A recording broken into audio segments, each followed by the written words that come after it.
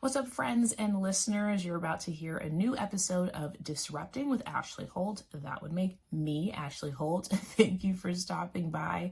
Disrupting is about people who are quite literally allergic to the status quo in our world. They have to make a shift or a change when they see something that needs changing. So those are the conversations I'm having with my favorite social media follows, experts, maybe a celebrity or two could pop up. We're going to manifest that together. And just some of my friends that I know we're doing amazing work for the world around us. I'm so excited for you to hear these conversations. Don't forget to like and subscribe on your favorite platforms so you get notifications about new episodes, and leave comments for me. I love your feedback. Let me know what questions you want to ask, who you want me to reach out to for an interview so that we can get started on disrupting the things in this world that we need to change together. Emmy, thank you for joining Disruptors. I'm so excited to talk to you again. We will get into the first time we spoke in a little bit. But for people who don't know, you are a USC student traveling abroad right now. Actually, you are joining us from a different corner of the globe Yes. now. So I appreciate you more than words can express. But not only are you a USC student, but you are founder, COO, CEO, all of that of Sophisticated Spreads. And you also are just a lover of flower designs and food and everything beautiful. And you brought it all together for your business. So I appreciate you joining us. And I want to start with you the way I start with everybody. As an entrepreneur, what made you want to shake the table and do something out of the norm? Yeah, thank you so much for having me. I'm so excited to be here. Why I wanted to shake the table, I think that like when you think of a lot of different products in society, there's kind of like a way to order, go about it. Like for example, when you want to order flowers, it's very obvious, like you just call a flower shop or you look up online. And charcuterie boards are kind of more niche because I think a lot of people like try to make it themselves and whatnot. And so I wanted to have this sort of surprise and delight factor, especially because we launched during COVID, and I thought it would be a cool concept that you order it online, and next thing you know, a charcuterie board is on your doorstep, ready to go for whatever party that you're going to throw. So that's kind of like, I guess, why I wanted to enter into this like foray of charcuterie. And at the time, there really weren't that many other businesses that were doing anything like it. So it was kind of like unique. Now, 2024, totally different. There's like thousands of companies. But anyway, yeah. Yeah. And I think what I'm so intrigued by is like obviously so many industries took a hit during COVID, and that was like when you were inspired to start something new. So for people who don't know your story and the famous person who helped launch you into the next universe, can you tell people the story of how Sophisticated Spreads got started? Yeah, absolutely. So in March of 2020, I was a senior in high school, and weirdly enough, actually, so this was like the week before COVID hit. Mhm. I had been posting for years on my social media, personal Instagram, just saying like, "Oh, I love making charcuterie boards, whatnot," and had just like shared a bunch of photos of boards that I had made. And I had a friend of mine who was living in Miami, Florida, and she reached out and she was like, "Hi, my dad's birthday is coming up. We would love to fly you out and have you do a cheese board for his birthday party." And I was a senior in high school, and I was like, "What do you mean? Like, I've never made a cheese board for that many people." And she was like, "No, no, like, don't worry. We trust you. Like, I'm sure you'll do a great job." And so I flew to Miami, and I had never made a board for more than like 10 people. And next thing you know, I was doing a 60-person grazing table by myself.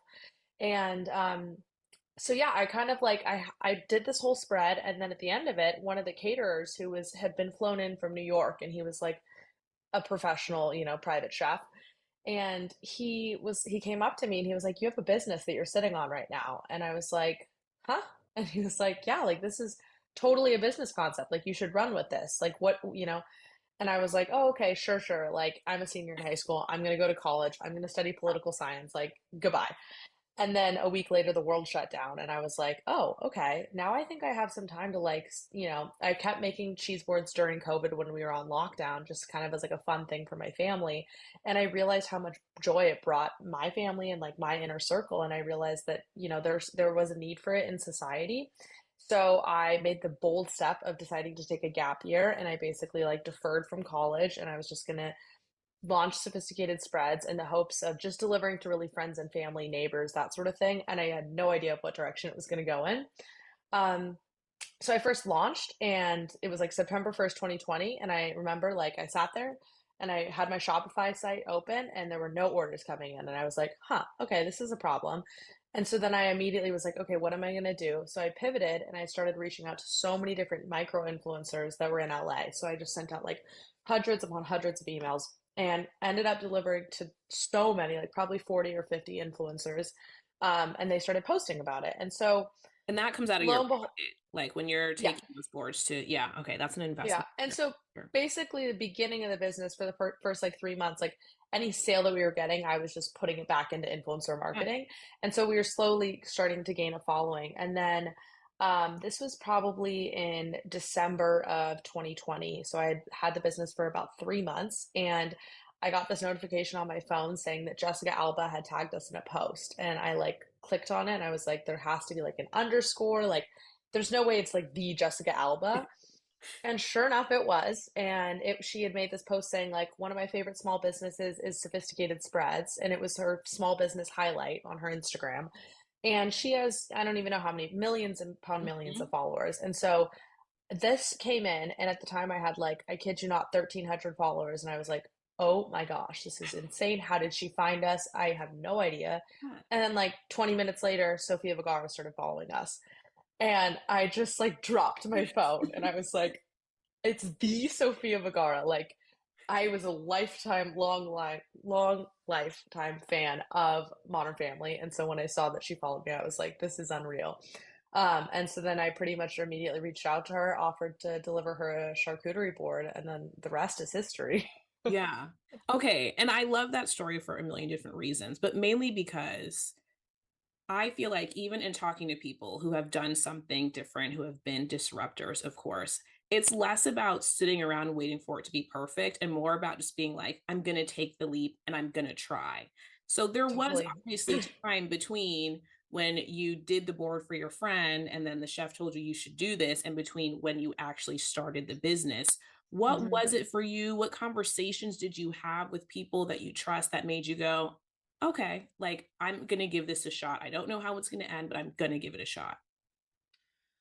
I mean, I think I definitely attribute a lot of my success today just to my family. Like my parents, my whole family is entrepreneurs. So my mom has her own business that she does, my dad and my sister. And so like, for me to come to the table at 18 years old and have dinner and be like, I think I want to start a business. I really applaud them for not being like, you're crazy. Like, why would you do that? I think that Go to that school.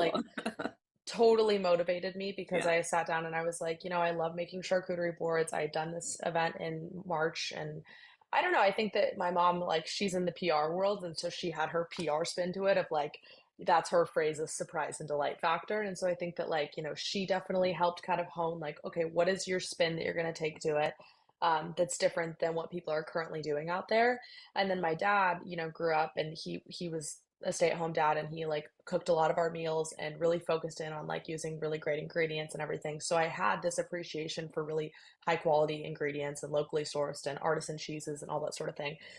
So I think that that was like the perfect storm kind of like just my parental unit just being so supportive of me. And then again, like that conversation just was always in the back of my mind with that one private chef who was like, you've got a business. And I just remember being like, no, like, what are you talking about? Like, this is because in my mind, when in March of 2020, I was like, I'm going to go to college and I'm going to be pre-law and then I'm going to go to law school. And like, it had all been kind of figured out for me. Mm-hmm.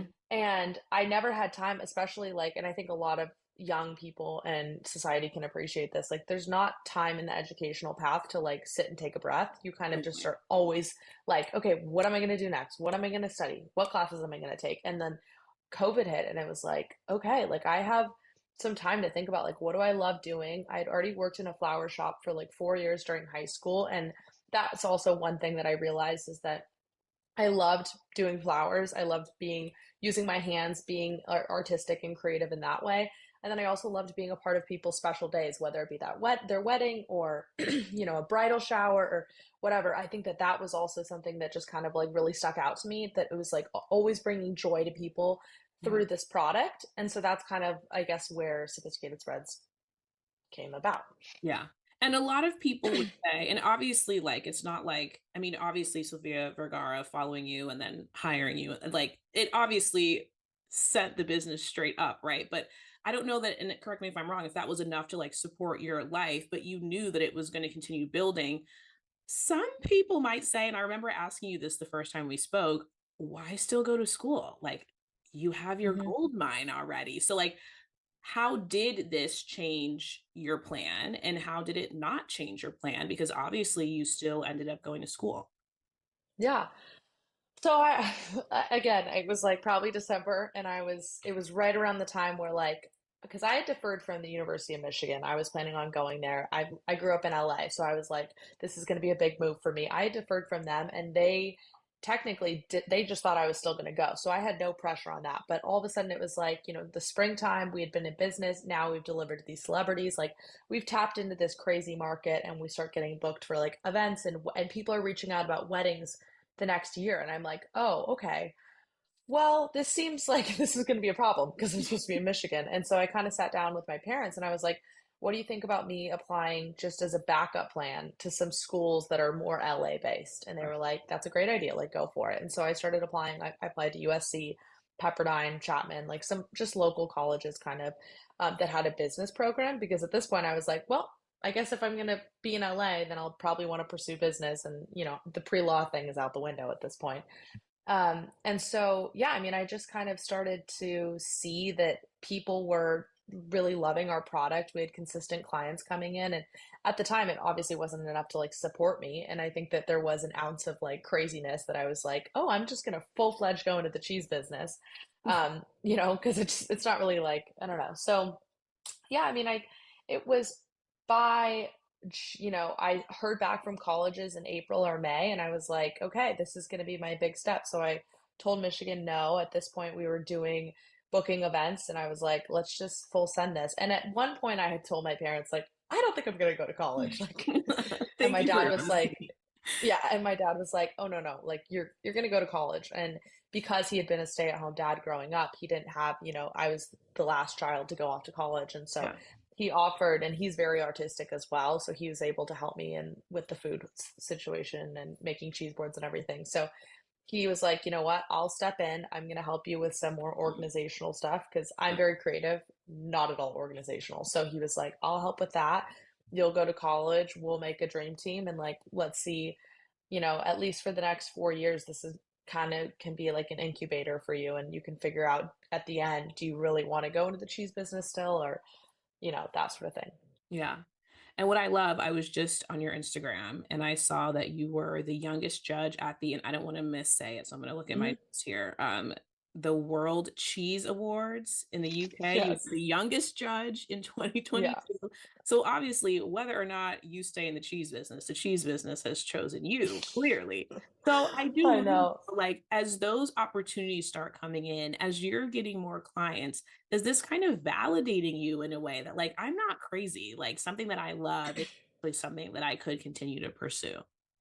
For sure. I mean, I think that like the more energy I put into it, the more I get out of it, and that's like with anything in life.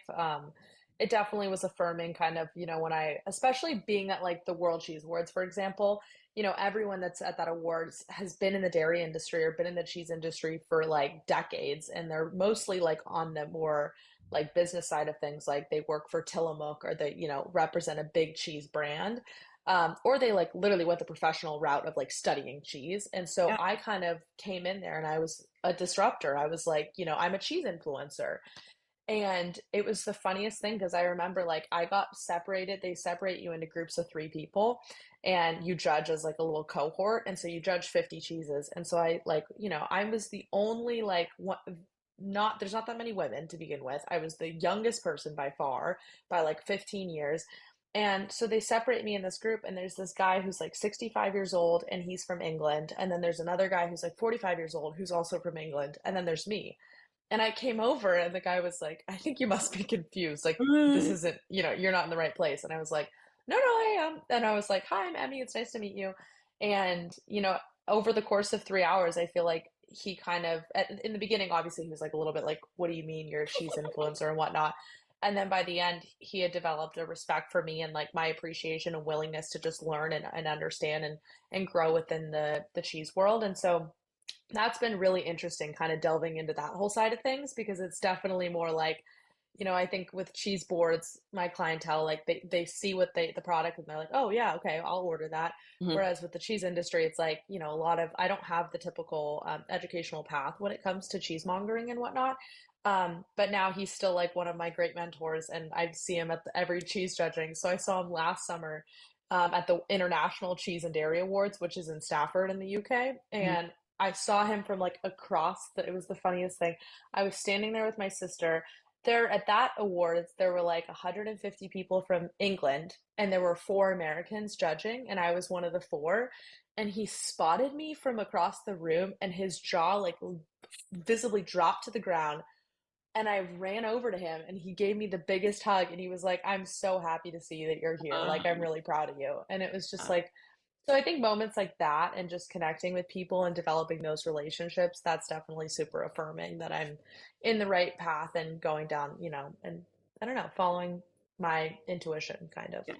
And I'm hearing so many terms for the first time, like cheesemongering and cheese influencer. Did you know all of this existed when you got into this, or were No, you just no. like learning as you go? I mean, for context, like I don't think that there's any other cheese. There's not when I go to these big events, like I'm the only cheese influencer I there. Like love it, but everyone it's else work. is like, yeah. And so I think that like I definitely feel like I've always kind of been like, I don't know, just really willing to like put myself out there, and like I'm very extroverted and I love learning. And so I think that for me, I mean, I had literally no knowledge about cheese, like in a professional sense. And I'd had the business for like a year. And I guess, there's somebody, I forget who it was, maybe a podcast years ago that I heard, but it's just like this concept of like just like apply to everything. Like I don't know, it's the fear of rejection or something like that. And basically just like shoot your shot.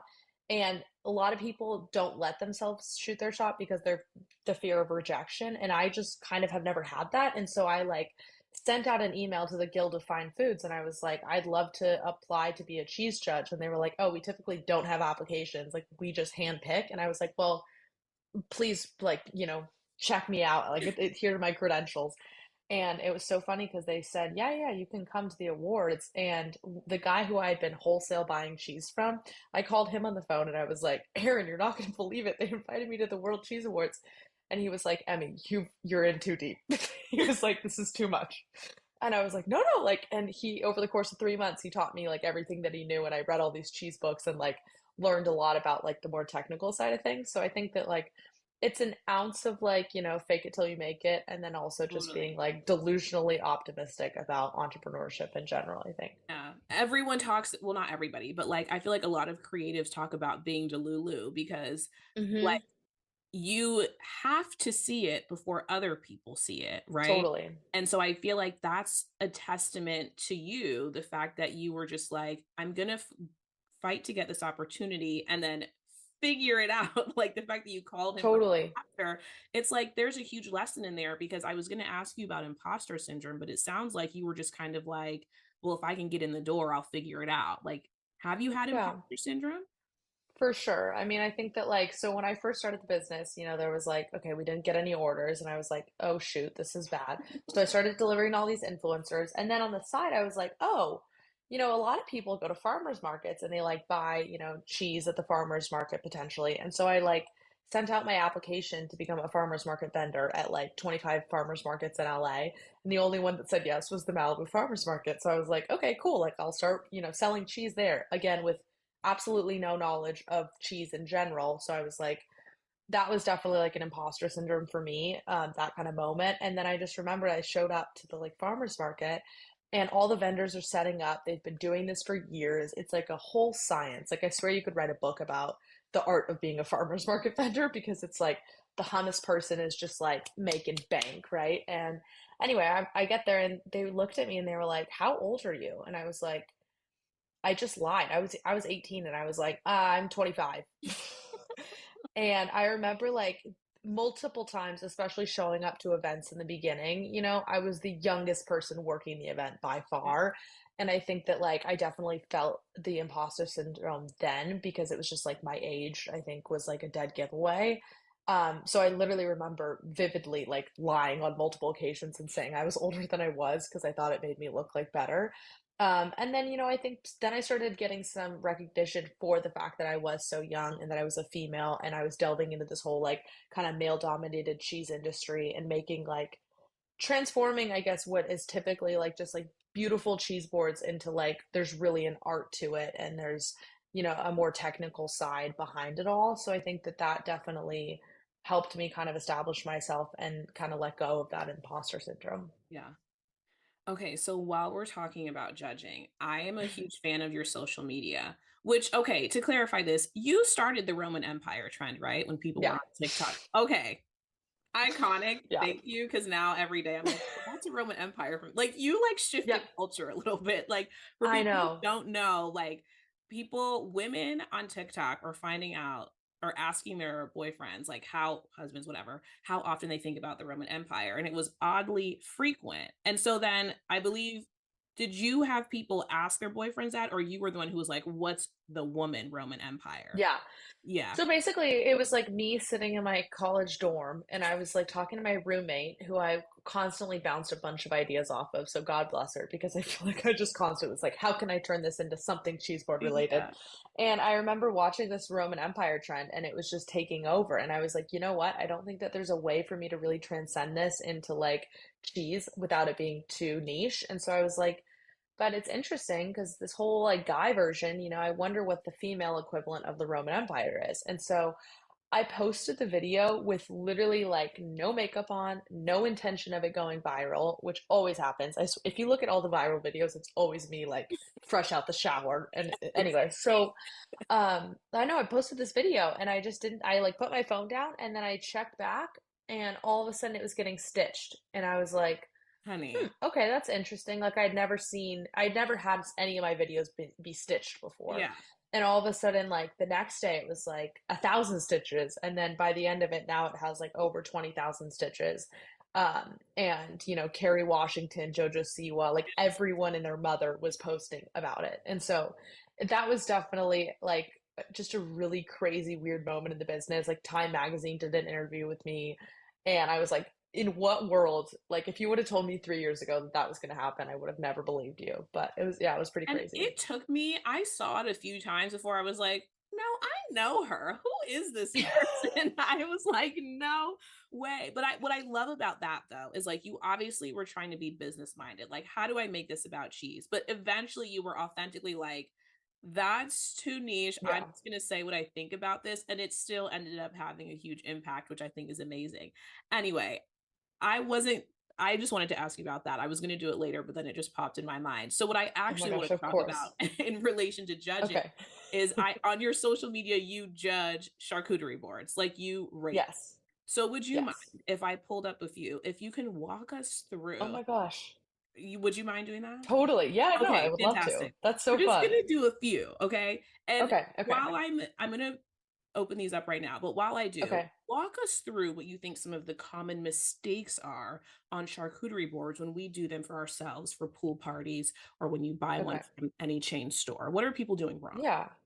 I think that a lot of people are often like, number one is just sourcing. I think that you gotta think about the kind of colors that you're using and how they all complement each other. So, like from a very artistic perspective, you don't want super like outlandish colors. When you're looking at a charcuterie board, most cheeses are going to be like kind of tannish, and then the red grapes, and then you have strawberries. No green grapes because that just sticks out like a sore thumb. Because if you have green grapes and then strawberries, it looks like Christmas, in my opinion.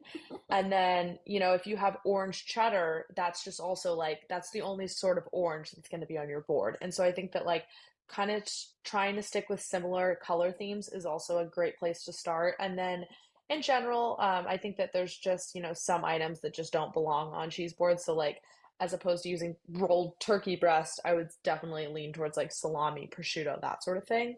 I am so vehemently opposed to salami roses. I don't know if you've seen this on my TikTok, but I've made so many videos and everyone is in an uproar about it because I just don't like the way that they look. So I would go for like a salami river, but those like kind of little differences I think really impact the overall board. Yeah.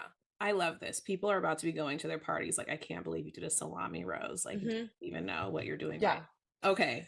I'm going to start simple, which by the way, Okay. if you judge boards, you have said before that like a simple board can still be cute. Like it doesn't have to be. Yeah, 100%. Okay, great. Here is one. I'm going to try to take out who made it.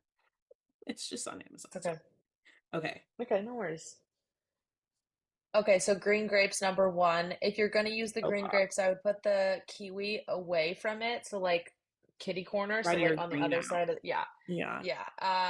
I would say that the peaches should be like kind of fanned out. Right now they're just kind of like Organized. thrown down. Yeah. The brie, I don't know if that's brie, I can't tell. But yeah, you want to do your brie in like a brie river.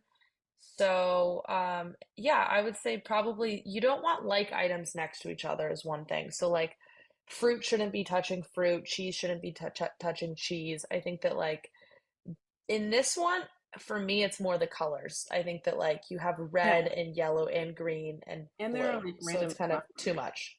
Yeah. Okay. Yeah, I'm too gonna try to much. find because you've said river, so I want to find like an example of what I think okay. I think this is a river. I don't know if oh wait, so out of 10, that board, if you had to rate it out of 10. Uh, 5. 5. Okay. That was nicer than I thought you were gonna be. Fantastic. Yeah. Okay. It can be really bad for context. I've seen Yes. some really Yeah. bad For people boards. who don't know, So, go to her TikTok. oh my God, I felt She is so bad. brutally honest. Has I anyone did like ever I written posted you like that was my oh charcuterie board? no, but like Okay. I had a trend where I would post about my own. That's how it started, was I was reviewing my own, and then people were like, "Oh, please review mine." And then they would send it to me via Instagram DM.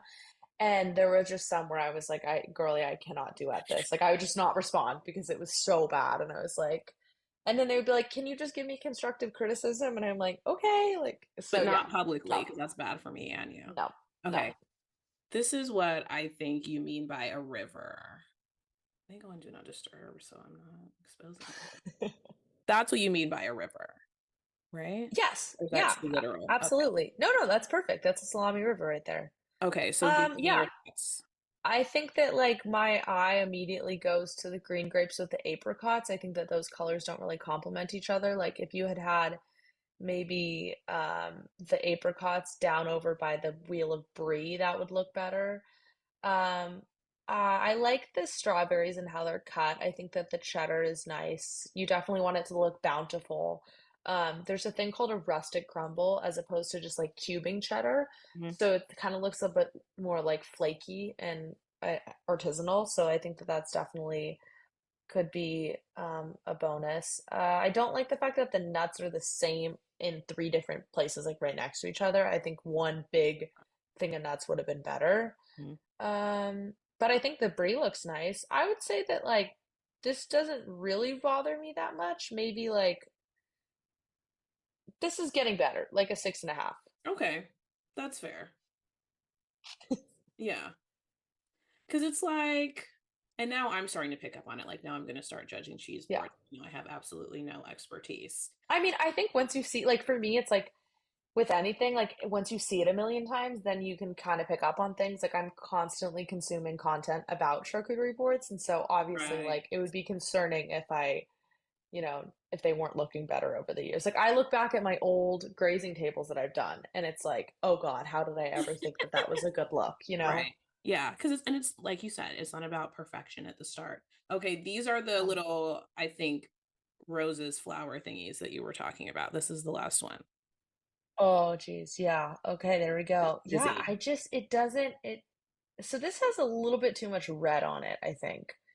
I It's the like the Christmas vibe for me. crostinis. Yeah, I like the crostinis in the corner. Um, I can't really see it all that well, but I think that the salami would be better if it was folded into rivers. I just think that that's definitely a go-to. I also think that like personal preference, like olives just on a spread, I feel like they need to be in a ramekin. Otherwise, they get dry out and then they also get everything else wet around them. So I Yeah. feel like a lot of these things would be better in a ramekin. But yeah, I mean, I don't know. I think I like the other one better. This seems a Oh, little bit interesting. messy. The longer one. Okay, so this one was not giving 6.5. This is This is a 6, maybe. okay, a Maybe. 6. Fantastic. Yeah. Thank you for that. I actually feel like I learned so much in a short amount of time on that. Okay, I'm So thank glad. you so much. Okay, so I also want to ask you, just in terms of entrepreneurship, like you start doing well, do your friends and family still expect you to give them free board? Like, how do you handle the business part of this when you're like, okay, this is getting serious, this is about making money? Like, how do you start drawing Yeah. boundaries and really being about the business?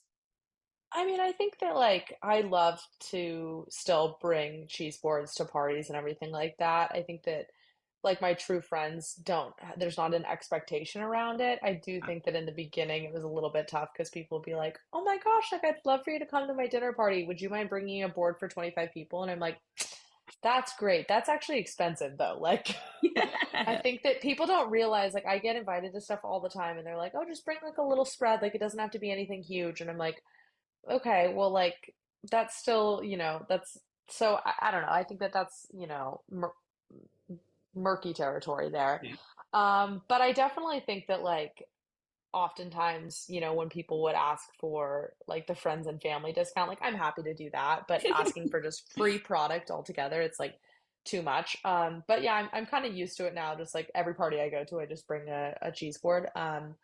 But oftentimes, if I'm like not feeling it, I'll be like, "Oh my gosh, yeah, like here's the link to my website. I can give you like a friend's 15 discount, like off the, cheese board." It's like, Yeah. that's it. That's so smart. Because I often like in having friends who do entrepreneurship or even just like in being in news and people like want to be on the news, it's Hmm. almost tougher with people that you know well and that you love than it is Hmm. people who are like don't know you, so they're willing to respect your boundaries. Actually, the craziest thing I felt, actually, it's so funny because I just think it's like, why would you ever think this? Ever since Sofia Vergara has worked with me and like shouts me out all the time, I've had multiple people come to me and ask me if I could recommend their business to her, like, Okay, that's completely smart. unrelated to cheese boards. And they're Mhm. like, "Hey, Emmy, like, I love what you do with Sophia. I was just wondering if you could potentially throw in my headband business in the next, like," and I'm like, in what world am I just gonna like tie that on the side? Like, it's happened more times than I can count, and it's just always so awkward. I'm like, yeah, for sure, I'll let you know. And I mean, Weird. I have to say, like, that is something that I feel like has changed from our parents' generation till now. Not that you and I are the same generation, but we're Hmm. closer than we are to our Yeah, parents, yeah, where it's like totally. people used to be like, oh, there's a professional way to do things. I feel like now with social media and like Hmm. everything, people are just so free to be like, oh yeah, can you like send my nail polish to Beyonce because you know Beyonce? It's like, Yeah. I goodness. mean, like, a part of me is like, I respect the hustle. I think that it's Sure. like, it's great that you're going after it. I just think that, it's just, it's interesting. I think that I appreciate it more than I am annoyed sometimes. But then there's other times where I'm like, okay, girl, there's no alignment there. Yeah. So I don't think that that's going to And you just happen. gotta draw the boundary, love you, Yeah. girly, proud of you, you're gonna do awesome, but I Yeah. can't do you in that way. Totally. So, like I was telling people at the beginning, I first interviewed you in 2022. And so Yes. I just wonder from then until now, what is like the biggest lesson you've learned or moment of validation that you've had that just shows you, tells you that you're on the right path? Jeez. Yeah, I mean, a lot's changed since 2022. I would say, like, I guess the biggest lesson I've learned, because, for the first like 2 years of the business, in the beginning, it was just me. And Yeah. then I brought on my dad. And so we would do events together. And like a lot of people, I think it, it confuses them that I work with my dad because they're like, I could never work with family. But he and I work so well together. It's like he's my right brain, I'm his left brain. Like, it's a perfect combo. But growing the team was definitely one of the biggest challenges. And I know like people always say that in entrepreneurship where they're like, oh, you know, like that's always the common phrase is like it's really difficult to manage employees and that's the hardest part of the business, Yeah. which you don't realize until you start doing it. And then it's like, oh yeah, that's actually really there's personalities and there's preferences and desires and it all goes out the window. So I'd say we had some team members who joined the team and who worked with us for a very long time. And I can say now, like the team that we have as of today is just like everyone who's in the business is so devoted and like committed. And it's been really wonderful, kind of like really pouring my energy into creating that sort of community and environment. And also just like I don't know, I think that I'm trying to really soak up the time that I do have with the business. I don't know, like, long term if I'm going to be doing this in 20 years. And I know, like, it's really special for me doing events still to this day because, like, for example, I just went to a wedding in Napa Valley where the bride like had us drive up from LA to Napa, which is like 6.5, 7 hour car Yeah. ride, and paid for, the whole, thing for a grazing table for 150 people. And I got to the wedding and I was setting it up with my dad and we were like grinding. It was like a 20-foot table. And the bride walked in to this big event and she like, and it was at a beautiful venue and there's so much going on. And her eye immediately goes to the grazing table, runs over to me, and she gives me the biggest hug. And she's like, I've been following you on social media for 3 years. And she was like, I knew I wanted you at my wedding before I had even met my now husband. And Yeah. she was like, this is like a dream come true. And it's just moments like that where I don't know, I think that I love the connection with people. And I think that my biggest lesson is just like pouring more of myself into the people as opposed to the product. I think that like that's always going to continue to grow and whatnot, but it's just like really emphasizing the relationships that I'm building within the business. Yeah. Oh, I love that story. And I do wonder, and I try to end this way with everybody just so that there is a takeaway for anyone watching. For someone who has that business idea, they've been sitting on the business idea, they don't have the time. You can come up with reasons why now isn't the time. What do you tell people who ask you for advice on when to start the business and how to know that it's time to just take the leap? Yeah, my like number one quote is just launch quickly and adapt later. I think that like you're Mm, never going to be able to anticipate the problems that are going to happen. I can promise you right now, if you sit down and you're like, I'm gonna say that these five things will happen, it'll be those five and then 50 more. And yeah. I think that like stuff's always going to go wrong with the business. You're always going to run into challenges, but I can promise you that it's better to just start and have some sort of prototype of whatever you're doing and just get it out there because I think that like especially, the younger that you are, the more energy that you have, the more like time you're able to allocate and everything like that. And I can just say like I've been doing charcuterie consultation calls where I mentor basically people who are interested in starting charcuterie board companies. And I'm talking to moms who have four kids and they're like, all four kids are they're at home, but I'm going to start this business anyway. And it's like, I think that you need to just kind of like get out of your own head and just start and put something out there and you can adapt later. Amazing. Emmy, I've always been obsessed with your story, so I appreciate you coming Thank here and you. sharing it with everyone so much. Oh, thank you so much for having me. I Of appreciate being course, here. of course.